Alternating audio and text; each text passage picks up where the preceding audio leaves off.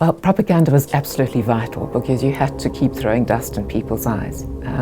You couldn't acknowledge the extent to which ANC, UDF activists or MK people were involved in the program of violence. You certainly couldn't acknowledge that part of its purpose was to take out rival black organizations, ZAPO and Inkatha in particular.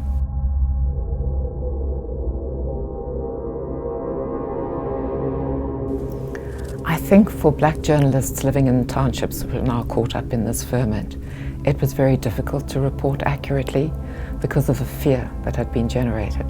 And in 1990, in fact, the Institute convened a workshop with black journalists to talk about the kind of pressures that they faced.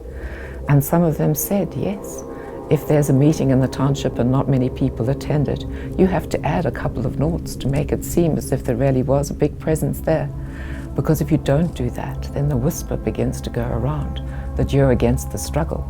And heaven help you if you're against the struggle, because by implication, the penalty for that could be the necklace execution. Jill Wenzel, a long-standing member of the Black Sash, was one of the people who was concerned that her organization and other liberal organizations, which had always condemned violence, were beginning to turn a blind eye to the necklacings and the coercion of the people's courts and the street committees and so on. And so she tried to raise it, but she found herself pretty much being silenced or being subjected to what she called the 20-2 rule. In other words, if you wanted to talk about liberatory violence, you had to start with 20 sentences about apartheid and all its violence, what the police were doing, the structural violence of apartheid.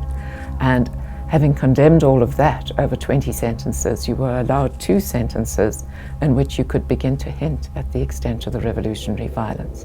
She said it was like having to say grace before meals. You couldn't get to discussing the revolutionary violence without giving much more attention to violence of other kinds.